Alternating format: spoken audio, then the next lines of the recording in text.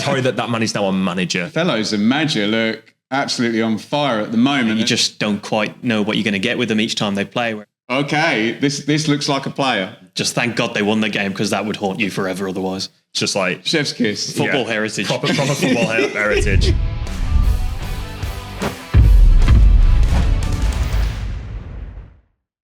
Hello and welcome back to the Sportsman Untitled, coming to you live from Manchester City Centre, so we apologise if you hear any trams in the background.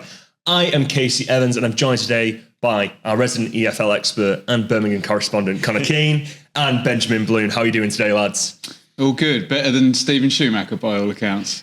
Well, yeah, definitely. That news has just come in very soonish to when we've been recording this, but we'll probably get into that. We're going to start with a little bit of a lighter note, obviously. Plymouth won at the weekend. They got their first win of the season, a 3-2 thriller. Wayne Rooney must have been delighted. Did you watch that match, Ben? I've seen all the highlights and I've looked at all the numbers, and fair play to the guy on Sky who they went to at 2-2 and said there's probably going to be another goal in this one. I think classic crazy championship fare. Everyone had Sunderland going 5 for 5, but the first win for Rooney. Yeah, first win for Wayne Rooney. First win for Wayne Rooney. Do you think they can kick on now, Connor? Do you think they can use this result and get momentum? I think the manner of the victory, I think, is going to be huge for them, especially because it was an injury time, wasn't it? I believe Edwards getting that goal, and for them, obviously they've had to wait, haven't they? They've had to be patient for this result, and to get it against a team that were unbeaten, were flying, were expected to go 5 for 5. I think that lift could be huge for them, especially now as we're going into this new phase of fixtures before the next international break. I think they can carry that with them. Yeah, definitely. So you've already mentioned this, Ben, but Steven Schumacher has lost his job as the Stoke City manager. Many thought that it might be Errol Bullock from Cardiff that he got the vote of confidence at the weekend. The sort of dreaded knock at the door and being like, oh, he's going to be out on a limb after this. But it seems to be Steven Schumacher quite out of nowhere, actually. It's absolutely bonkers, in my opinion. I don't know what on earth has happened there. I mean, as an Ipswich Town fan, Steven Schumacher was the guy that beat Kieran McKenna and scored 100 points in League One. The hot hand last season. It's 9 months, 10 months. And the thing with Stoke as well is you can't question the Coates family in terms of their financial support. They dip their hands in the pocket. They've done everything, to try and get it moving, but you cannot change managers sort of every year, and they change squad every year. I remember this time last year we were sitting here saying, oh, here goes Stoke under Alex Neil with 15 new players. So unless they're going to pull out Marcelo Bielsa returning to the Championship or something, I am not a fan of this call. I'm prepared to be wrong, but really struck me from out of the blue, and I don't know what they're thinking. Bringing tiki-taka to the potteries, Marcelo Bielsa leaving Uruguay. I mean, yeah, this is the thing. Like, it's come out of nowhere, so it's a bit hard to ask the question of where does Stoke go next from here. But I'm going to try and ask you, Connor, and see if you can say anything here. I mean, as we were saying, it was coming in. I was just like, I don't know where they go, because it's like, obviously, it's come as a huge shock. I don't know why they've done this. It's the classic example of a manager has gone too early when there's been a new influx of players. I think it was 10 this summer. Obviously, Ben touched on it was a heavy influx last summer as well. And obviously, you're not really going to see that new group completely gel until probably about the November mark. I think that's normally when you start to see teams when they're at full capacity. So Stoke have obviously got a big decision to make now, and it's actually crucial that they get it right. But as terms of a names coming to head, I have no one right now. Yeah, Stoke's ambitions need to be matched on the pitch as they have doing off the pitch. And that's the thing. I think they came out of the Premier League a couple of years ago. They've been kind of trying to get back there, as everyone does who ends up falling out.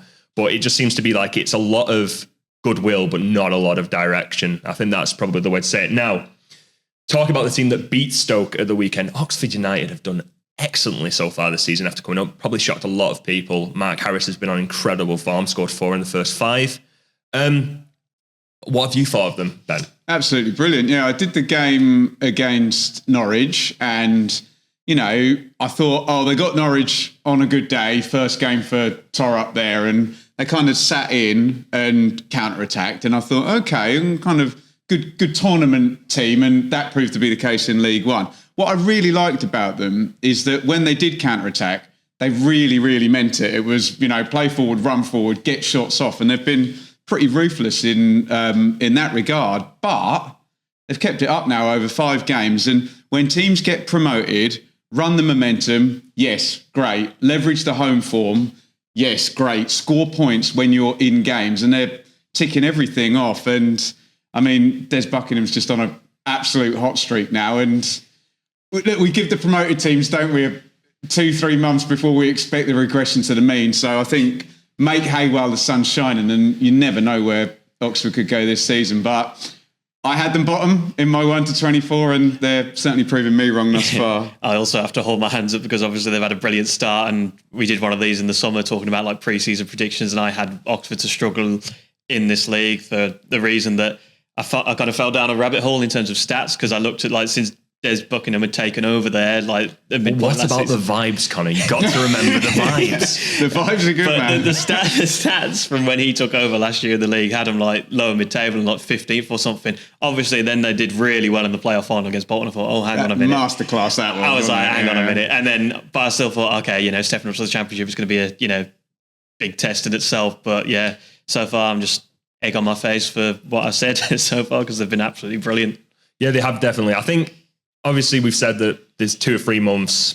That's when you start to see whether these teams are going to stay in the league, kind of get settled. But I think they can kind of start to relax is probably the way to do it. I think obviously they still need to go out there and perform well, but I feel like that sort of tension that's there, like you've got to get the wins at the start of the season and you've got to get them every single game, is kind of like, we'll start to pull away now. I think that's probably the way of saying it, is probably they can settle a little bit. They can be like, we deserve to be here. We can show people we deserve to be here. I totally agree. There's this kind of 1 point per game. You've got to hit 45, 46 points. And it's far easier if you can just set yourself above it and just hover above than chasing, especially in the back end of the season when everybody's muck and bullets doing everything they can. So I totally agree. Get the points on board. And we saw Rotherham 2 seasons ago. Paul Warne probably kept them up with a few home wins before he left, in mid-September. So it can make a hell of a difference getting those points on early doors. Yeah, so we just had a little bit of news from producer Seb off the corner. he's sort of like trying to communicate to us. Alex Morris and Ryan Shawcross have been given caretaker status at Stoke. So it seems to be that they didn't really have much, not really much of a plan with it. It's probably just a very snap decision. So what's gone on there, we don't know. But we'll probably get more over the next few days in terms of that situation and what's going to happen with Stoke going forward. So we're just going to finally round off the weekend by talking about 2 unbeaten sides. West Brom, top of the league, Josh Marger, top scorer. And surprisingly for everyone, Blackburn Rovers, with the second top scorer in the league, Yuki Ohashi. I'll start with West Brom. Have they impressed you so far this season? I think Carlos Corberan has done a great job. Obviously, they're top of the league, they're unbeaten. But why is this West Brom side just seemingly just clicked this season?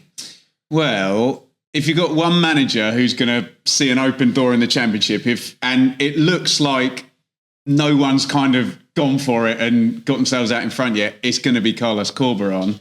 And you mentioned Josh Madger, and we've had some Batman and Robins, Buendia and Pookie and Mitrovic and Wilson.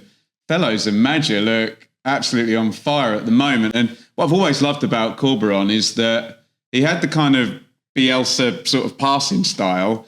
And then when he went to Huddersfield, he had to learn how to have teams defending and churning it out in the Championship. West Brom seemed to be a good mix of both. I don't know about the depth beyond 11, 13 players, but what a start, what a manager. Yeah, I totally agree. It's like I thought with like the exits of like Okay Kushlu and Brandon Thomas Asante over the summer, I thought, okay, this is where like Corberan might struggle a bit, but he's given all these different like variables, and he's just like, yeah, I'll work with that, I'll work with that. And obviously they've had an amazing start, and obviously I touched on Madger last week saying like how good he was at Sunderland when he broke through a few years ago and obviously made a name for himself, obviously got the move to Bordeaux. It didn't work out, and obviously he's come back now, had to bide his time because obviously I think he joined, was it last summer at Albion, and obviously he's had to be patient to work his confidence back up, and obviously right now he's flying, and it's really good to see. Yeah, I've got to commend your pronunciations there. I wouldn't have even known where to start, to be honest, so I'm going to just say commendations there. And obviously then the other team I mentioned, Blackburn Rovers, just a great start to the season. Everyone always penned them to be struggling at the bottom. Obviously, they lost Stefan Smodics. Oh, Sammy Smodics. Not Stefan. Names are just going. Sammy Smodics in the summer to Ipswich. They obviously didn't have much to spend. Sam Gallagher went to Stoke. Some people would say that's not a big miss. We'll move on with that. But Yuki Ohashi has come in, and he just seems to just hit the ground running. Looks like a great striker. These goals have been like so good and so like prominent and consequential. Is probably the way of putting it. What do you think, Ben? Do you think they could sustain it, or do you think it's just a little bit at the start of the season? They've managed to just come out of nowhere and they'll probably tail off. Is it another squad thing, do you think? I'm not sure. Well, let's be super positive, and you'll know better about John Eustace than me, but he did exactly this at Birmingham last season and got them out the traps, had a really good start. And John Eustace openly admits as a manager, his philosophy is be hard to beat, set yourself up, be sensible. And when you see Blackburn kind of pouncing on teams, playing out from the back and scoring goals, I do want to be totally positive because it's a brilliant start. You do see a regression to the mean coming because it's just been brilliant so far, haven't they? And dare I say, a couple of soft fixtures. I think they've had both Derby and Oxford at home so far. But I really like the kind of mixture of experience, bringing in like a Danny Bart, and Lewis Travis is back in the team now. Carl McFadzean was coaching from on the substitute, running down the sidelines, coaching the defence in the Burnley game. And then everyone thought, horrible end to last season, propped up by the division's top scorer. He's gone. You know where that line continues. But Gay, and you mentioned Ohashi, I hadn't seen the goals at the weekend, and sort of teeing up for the third one, and he's dribbling into the box, and I'm thinking, okay, what, we're getting a muggy deflection here? Nope. He's going to step inside and just bend it top bins, and you're like, okay, this looks like a player. Yeah, Ahashi's been brilliant, and I think obviously the standout so far of their summer business, and I think overall, they had a much better window than I think a lot of people were expecting, especially with what they lost in Schmodics. But Ahashi, I think it just shows in the last 12, 18 months, we've seen such an influx of Japanese talent. In the second tier, obviously, you had Tatsuhiro Sakamoto at Coventry, really, really exciting player. Obviously, last season we had Koji Miyoshi. He did well, got good numbers in the Championship despite relegation. It had been an untapped market for such a long time, but these players are just showing that there is brilliant quality to be picked up there for a very small price. And Ohashi's been a great find and probably the signing of the season so far, I'd argue. And shout out to Rudy Gusted, the head of football operations there, who's obviously gone for this kind of strategy. And how many times have we seen Blackburn have really good players and contract runs down, or they don't get good money for them? It's great to see that Smodics has gone out. Okay, you lose the top scorer in the division, but in come three players who, frankly, I'd never heard of, who are really doing it. Yeah, definitely. And I think you both mentioned him there. Lewis Travis coming back in from Ipswich, being reintegrated into the squad after he was obviously moved slightly out and kind of not on the fringes under past management. He's done really well. I think he's really anchored that midfield and done a lot for them. So I think that rounds out the weekend fixtures. Let's look forward. So obviously, Sunderland versus Middlesbrough, massive game. Sunderland will want to be getting back to winning ways, but it is a tough fixture against Middlesbrough. Looks back at the stats, last 10 games, Sunderland have only won 1 against Middlesbrough. Obviously, they've lost 7 and drawn 2, and obviously the reverse of this fixture last year, they lost 4-0. How do you think this one's going to go, Ben? It's so hard to say with Sunderland, isn't it? Because they've had this massive hot start. It was a bit of a surprise. Now they've got to bounce back from the kind of first defeat. It's at Sunderland, right? Yeah. So you've always got that, they get very prickly about which is the local derby up there. So I'll say no more. It's a local-ish derby in terms of North-East match. They're in the similar area and they don't like each other. Let's just say that. Your words, not mine. I think it's more push from Middlesbrough. I believe. Your words, not mine again. But so look, it'll be noisy and it'll be packed in there as always.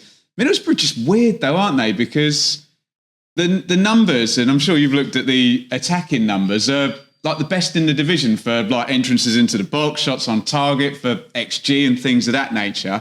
And we think they've got this striker in Latte Lath, and they've added Conway that would be the perfect guy to be coming in on the end of that. It's not quite clicking yet. And I don't think we've seen Borough at the level, when Carrick first came in and it was Akpom, Archer, Ramsey and big winning streak, they're not quite reached that level yet. And I'm just kind of waiting for it to happen. They're teasing us. But with that being said and the home advantage, I probably make Sunderland favourites just due to Borough's perceived flakiness, I think.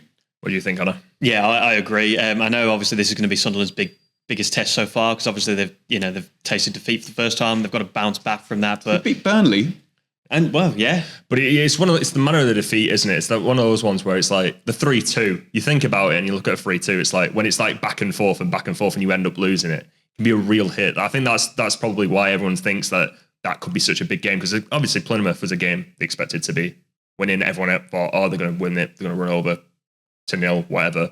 But 3-2 and then losing is kind of like, that's a mental toughness moment. So yeah, and obviously, for Regis Labrisi's, this has got to be his, first test of like those circumstances. Is like, how do we come back? How do we come back stronger? And obviously, I think, as Ben touched on, you think right now, I think Borough are a decent side to go up against for that, bounce back fixture because, you just don't quite know what you're going to get with them each time they play. Whereas Sunderland at the moment, they seem to be developing a rhythm, a pattern, and I think that is what gives them the edge going into the weekend. You talk about mental toughness as well. Really young team. Sunderland, isn't it? So really fascinated to see how, that sort of profile of player is going to bounce back. Yeah, because obviously you were talking about Blackburn, all the leaders, they don't have that as Sunderland. It's quite a young team. It's quite rare. But then again, like you learn that through experience. Yeah. So maybe gaining that as they go and seeing who stands out as those leaders in those moments is going to be really important. One of the players that Sunderland are obviously now missing is Jack Clarke. He's gone to your team Ipswich, Ben. He had some impressive stats last season. I think it was 176 box entries, which was like 67 more. Were 175 of them him cutting in from the left onto his right foot? Yeah. Probably, definitely. But I think that was 67 more than Stefan Mavidi, who was second, which is insane. Oh, obviously, he's now gone to Ipswich. So this is kind of like a two-pronged question. How well do you think he'll do for Ipswich? And how much do you think Sunderland will miss him? I think you've nailed it with that stat. So the fact he's so far ahead of Steffi Mavididi probably illustrates that the people who said that Sunderland's tactics last year were sit, switch the play, get the ball to Jack Clarke as quickly as you can, and he'll do the business. And with those stats as well, he wasn't around for the majority of the end of the season, and Sunderland kind of, I don't know, down tools is the right term. But after Mick Beale, the white flag seemed to go up. So in some ways, when you're so reliant on one star player, and he's an amazing player, and real threat, he smashed one in at Portman Road as well with that right foot and then passed the keeper before we barely saw it. So in some ways, sometimes you remember when James Maddison left Norwich and you think, they're done, they're going to struggle with that. But all of a sudden, some other players get the ball. And in terms of what Ipswich have got, we don't know yet because we're itching to see this. I know this is not about the Premier League, but we're itching to see Leif Davis, Calvin Phillips and Jack Clarke. There's one for the Leeds fans with all three of those. But Smodics has got the shirt front left at the moment, and he's going to have to work his way in, I think. Yeah, Jack Clarke is obviously an amazing player. He was one of the best in the Championship for a number of years. Obviously, he's going to be a huge loss to Sunderland, but I have to admit, so far his replacement, Romain Mundell, he's seizing his opportunity on the left side. I think it's 2 goals in 2 games, and obviously he's another young prospect who they're hoping for big things from as well. So hopefully there's more to come for him. But obviously it's a huge void to fill. But so far he's answering the call. Yeah, I think it might be 2, maybe even 3 in the last 3. Obviously Jack Clarke was 15 goals last season, massive void. But I think that's the thing that their model is. They buy young, obviously. Then if that player gets moved on, it gets a fee, then they can buy more players. And the owners said, he's happy to sell if they want to go and they're ready to go. So it's kind of baked in that they're going to leave these star players. Yeah. Fun fact: it's Julie Louis-Dreyfus's brother. Dreyfus's brother from Seinfeld. Yeah. Yeah, from Seinfeld. Yeah. Seinfeld and Veep fame. Speaking of the Emmys that were recently up there. Anyway, we're just both giving away our age there. I went for Seinfeld. He went for Veep. Yeah. To be fair, I've not watched Veep. I watched Seinfeld. I watched on Netflix though, so that kind of probably just undermines it completely, doesn't it? But moving on to Middlesbrough on the other side of things, I'll go to you with this, Connor. Latte Laugh hasn't really hit the ground running this season. Obviously had 16 goals last season and he's kind of only hit one. And it kind of has been showing in Middlesbrough's attack that a lot was going through him and he's not really getting on the end of it. Do you think he can get back to scoring ways? I hope so, because he's definitely a very good talent. But the one concern for me is obviously towards the end of the transfer window, it was one of the big stories that he was kind of having his head turned of a move. Was it to Ipswich? And Leicester, I think it's all the promoted teams. Yeah. And obviously basically there was a lot of Premier League teams that wanted a striker, and it just basically became there were about 20 players that they're all getting. Who's got numbers in the Championship? And then Roger went to Everton, and it kind of was confusing as anything. And and obviously I think he was dropped from the squad. I think it was the day after deadline day, perhaps, or it might have been the week before. I'm not entirely sure, but he was dropped, and obviously there was a big thing about, is he gonna come back from this? And for Boro's hopes this season, they really need him to, because his goals are so important, but also his general play in the final third of how he links up play, brings others into the fold as well. And obviously, as Ben touched on earlier, you're kind of hoping for big things of him and Conway up again, up with each other. So, they're hoping that can happen soon, because otherwise, there's a big question mark going over their potential this year.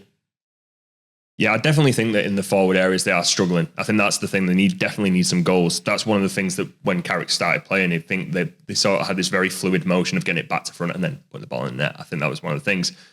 A player that's definitely still playing very well and is part of that whole process is Hayden Hackney. He's been linked with moves away to, obviously, Manchester United are apparently looking at him, and other teams in the Premier League. Some people have been saying England should be coming knocking at some point. Very young player, very similar in the mode of Adam Water, and that sort of player that can kind of pick it up and play it. Do you think playing under someone like Michael Carrick, who played that sort of role, is really helping his development? Not going to do any harm, is it? They're a very, very good mentor.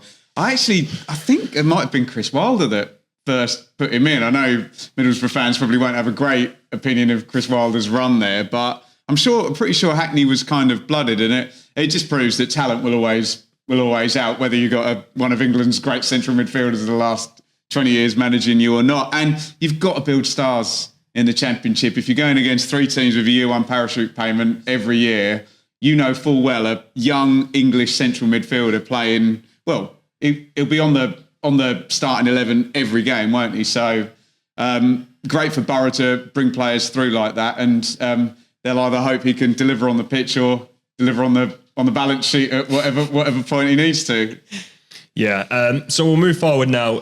Talk about another big match: Derby versus Sheffield United. Firstly, we need to start. Did we all see Ebou Adams' miss at the weekend? That is one of the worst misses I think I've ever seen in football, and I apologise to Derby fans, but harder to miss. Yeah, it was just a touch. Like the touch just went away from him. I think someone replied to it on the Sportsman Twitter and said, it's like when you're playing FIFA and you accidentally forget which buttons pass and which buttons shoot. But moving on to Derby are doing incredibly well. I think they're obviously on the same points as Oxford. They both got promoted last season. One of the stats that I found was that Derby have won nine of their last home games in a row. They've kept clean sheets in 7 of them. They're really making a fortress at home. Do you think they can continue that this season? Obviously, again, it's very early in the season, but do you think you can continue it going forward? Do you think they can make a real stance to stay in the Championship? I'd like to see it, because I like Paul Warne, and there was always a sense with Warne at Rotherham that he was punching his weight, and ultimately they'd always get relegated, and I'd never be able to win the argument because he always got relegated when I thought he was doing kind of good things. We can roll the Oxford conversation again, leverage home form, leverage momentum, and he had 9 on the trot. I didn't realise it was quite that many. Obviously, and this is without patronising Oxford, Derby have got much more Championship tenure, and they'll be posting the biggest attendances, probably other than Sunderland and Leeds at the top there. So in terms of really building a home fortress, they can. Squad-wise, it's still light compared to, moneyed teams in the middle and nothing like the parachute teams. So again, make hay while the sun's shining, particularly at Pride Park. And I'd just like to see Paul Warne stay up in the Championship after 3 relegations or whatever it is, but proof's in the pudding. Yeah, I mean, it's brilliant. It's brilliant for Warne, because I know he hasn't been the most favourable person at Derby, even when they were obviously on their way to getting promoted last year. Some fans were not happy with the football and other things. And I think it was like they lost 4-0 to Chesterfield in pre-season. A lot of fans were giving him abuse. So obviously for him to have this now, this solid start when Derby have had the label, or they could be at risk of going back down, it's just good to see. And obviously, as Ben touched on, it would be nice to see Paul Warne finally get that, stay up on his CV. Yeah, they have Sheffield United next, which is a pretty difficult game. Obviously, Sheffield United are unbeaten. They're a bit lower down the table because of the points deduction, but they're still doing incredibly well. And I feel like that might be the game where it's like, oh, you're playing one of the top teams. It's going to be like, yeah, this is your welcome to the championship moment. This is the moment where you go, here we are, here's your loss. Kind of, how do you react to that? I think they've done well, Sheffield United. I thought it could be chaos in this transfer window, but if you told the Blades fans you're going to come out of it with Ahmed Odzic and Hamer as well. I remember seeing Hamer, whatever, play, for Coventry, the first game against Leicester last season. And he'd obviously had a season just bullying the Championship, basically. And even those Leicester players couldn't get near him. He's the type of player that can, like Buendia used to for Norwich, can just drag a team to a promotion. And they may not be, hugely strong behind the first 11, but there are a lot of players in that first 11 that would expect to be finishing top 6, top 4, top 2 in the Championship. And Chris Wilder looks a bit more like his old self now this season, I think. So I'm trending up on Sheffield United from what I was thinking 6 weeks prior to the start of the season. Yeah, I mean, keeping hold of Harmer is huge because, he's a player that is obviously, earned a shot in the Premier League. He's very much one of those classic number 10s that he can carry a game on his own, but if teams start to zero in on him and try and, I think he just brings everyone else up around him and just has less of the ball himself. I think he is really good. I think that them keeping hold of him in the summer when those people getting linked with him is incredible business. And obviously, with him and Callum O'Hare reunited, obviously them two alone are going to cause so many teams problems just because they're just so intelligent. They just know when to make a run, where to make a pass, how to find someone who's 60 yards away from you, especially Harmer in particular. They're just so good. They're just such good players, and obviously they're going to be key for Sheffield United. Obviously, trying to get an immediate return to the Premier League. And quick shout, sorry, for Arblaster, who's 20 years old and the captain. Yeah. And what a vote of confidence that is at that age with people like Harmer and Kiefer Moore and much more experienced players in there. But you can't blame. I mean, you already said Chris Wilder might have blood in Hayden Hackney, and he is definitely supporting the youth. He's all in on Arblaster, isn't he? I mean, and to be fair, it's paying off for him. Now moving over to the other side of Sheffield. And also to the other side of the coin, so to speak, in terms of doing well.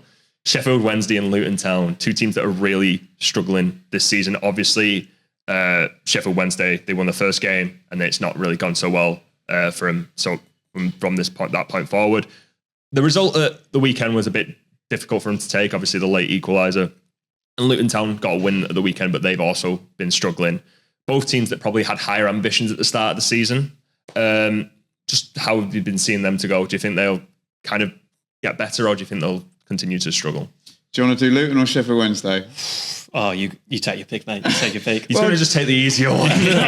I'll talk about Luton because I just think some clubs, they're just better when they're underdogs, aren't they? And Luton come down with a year one parachute payment, sign a centre-back for 10 million quid, and everyone's saying, Luton with their recruitment and their operational savvy, this should be easy, shouldn't it? And all of a sudden, it's just kind of not happening. And I'm not entirely sure with Morris and Adebayo whether one or both of them thought they might be having a nice pay rise and a move back to the Premier League. And Cal Morris probably saw, wow, everyone's getting linked with Premier League. There you go. They need a striker.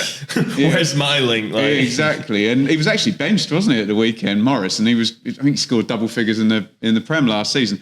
I personally think Luton always come good, don't they? They always punch their way, and it will come back around. So maybe it's a good time to catch them still, just because I think as we approach the next international break, I can see them kicking on.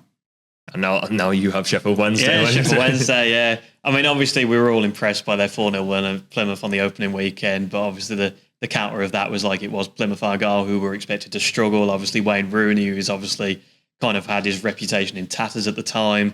So it was okay, we'll see how they go on. And then obviously it was three consecutive defeats, wasn't it? But the one thing about the weekend is there was a significant improvement in their play in the first half, which Danny Röhl made mention of after the game, saying like, obviously for a team that obviously took the lead in 90 plus 3 minutes to then end up with a point, so like the classic 2 points drop kind of thing, there were still positives to take from the game. And, I think that'll be huge for them moving forward because they know that they're nearly there to getting their form back on track. And obviously, I'm a big fan of Danny Röhl and what he's been doing at Hillsborough, so I think they will turn that around pretty sharpish. What a goal, by the way, the equaliser. 15 deflections, like under sevens football, wasn't it? Yeah, it's just all over the place. I think Conor showed it me just before we started this. I hadn't seen it, and yeah, it's one of those ones where it's just like chef's kiss, football heritage, proper football heritage. Like definitely just like proper in those Barclaysman comps that were going around for the Premier League. It was one of those ones where like, yeah, stuck in the middle of there. Like get it in there. Straight out. So just to round out our talk just before we get onto the good, the bad, and the ugly, I just want to talk a bit about Watford. Now, Tom Cleverley, when he was appointed, it was kind of a shock. Obviously, Watford have gone through this, let's say a lot of managers, some at least. Since 2020, they've been through 9. That includes 3 in the 23-24 season. Like they've definitely not committed to anyone for very long. But he seems to be doing quite a good job. He's managed 12 games so far, won 5, drawn 5, lost 2. And he's had a great start to the season. So I just wanted to just ask, what have you thought of Tom Cleverley so far? What have you thought of this Watford side? He's done better than I expected because you sort of saw Tom Cleverley going in and you think, what are the Pozzos going for now? It was Claudio Ranieri. The worst part about it is, and this you'll probably agree with me here, Ben, it's like I saw him make his debut for United. Did you actually? Yeah, that's horrid to think about. That's horrid that man is now a manager, and it makes me feel old. It was one of the first times I've seen in football where I'm like sometimes you see like 2006 born. I'm like, oh god. That was one of the first ones where I'm like, oh my god, I'm makes old. Me feel better about the Veep Julia Louis-Dreyfus comment then. So. I mean, he did all right at the end of last season. He had some difficult fixtures. He got loads of draws, didn't he? And there's a bit of a kind of stodgy end of the season. Brilliant start again this season. And you wondered whether Pozzos just bringing in someone who's been in the club for, he knows the club, for ages and ages, but complete untried. And then you get the question, is it just someone malleable for them that they can tell what to do, who's not going to argue with them, who they can then sack? Someone who has a cheap compensation package. They do still have good players. And what I say about Watford is they always recruit well in, the African market and the European market. They always seem to pick up gems in those. So, surprised. Do I think they're going to end where they are? No, but I'll tell you what, Tom Cleverley's a damn good manager if they do. Yeah, that's the question, Conor. Is Tom Cleverley the man to make Watford finally commit? Finally get down on one knee and say, here's a 3-year contract. He certainly hasn't done anything to make them, go on the normal pattern of like sacking a manager quickly. So I think did any of the others? There's no ammunition that they can throw at him just yet. But there was one thing I saw recently, like one of his comments was saying, I may have lacked ambition as a player, but I certainly don't as a manager. Weird thing to say, isn't it? Yeah. And I was just thinking, with the nicest way of saying it, like obviously Tom Cleverley was never a world beater as a player, but I always have this theory, is like it's always the players that are never the world beaters that make the better managers. And could Tom Cleverley be the latest on the conveyor belt for that sort of mould? We will see. Fair comment. Yeah, definitely. I feel like that's one of the things. Like when you always see a good player, it's just like they always trying to describe. It's like, oh, how would you go about it? It's like just do it. And I'm like, sweet, that's a great way to explain to a player. Michael Carrick and Hayden Hackney, yeah? Just do it. Just know what to do. That's why Hayden Hackney's interception numbers are so low. It's just like how do you read the game? Just did it, mate. Sorry. So now we'll get on to the good, the bad, and the ugly. So we'll start by going round with our good. I'm going to take the easy one. I think Plymouth getting the first win and seeing Wayne Rooney actually look happy for once as a manager. I think that was very good. What do you think, Ben? What's your good for this weekend? Oh, crikey. Maybe Gus Hamer's goal, and we saw a few of them, didn't we? Where it was strange actually, where there was interceptions on halfway and people driving up the pitch and scoring. And I think that level of nous when you are in the parachute teams and you've got those cheat code players, I think that probably woke up a lot of Blades fans. So I'll go for Gus Hamer at Hull. Yeah, for me, it's Ohashi's goal, but obviously take your pick. They were both very good. We've talked about him a lot already in this episode, and he's a very good player. And yeah, I was blown away by the goals at the weekend. I thought they were very impressive. Okay, now we'll move on to the bad. I'll go out. You can start with the bad, Conor. I'll let you back to back it. Go on. Yeah, it kind of follows on from Ben's actually with the Harmer goal. So it's the reverse of the Hall mistake. I can't remember the player's name who led to the error. Bellumi. And yeah, it's just an error. It's just something that Hull just cannot keep affording to do, because I think it's individual mistakes really that are ultimately holding them back from progressing. And yeah, I think it's just something that they need to iron out. But yeah, it's unforgivable really, I think. What's yours, Ben? Go on. Stoke City, what are you doing? Stop signing a new squad of players and then firing the manager 10 games in. It's never, ever, ever going to work. And you are a great club. So don't come at me, Stoke fans. But it's Ben actually walked in with no bet at one, and he wasn't sure what to do. And then you just saw the Stoke news. And yes.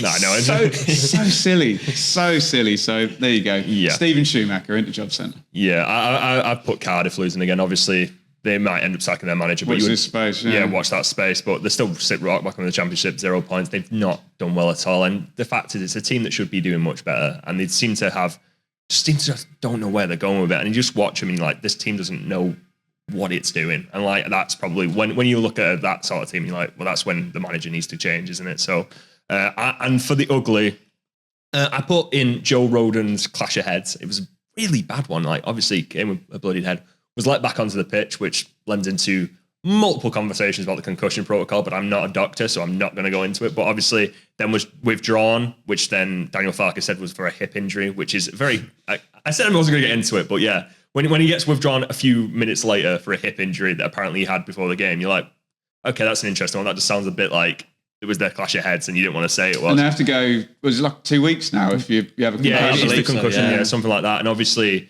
he's a really important player for him. He's been really good at the back. He's kind of done a lot. They brought him in and he's been really good for him.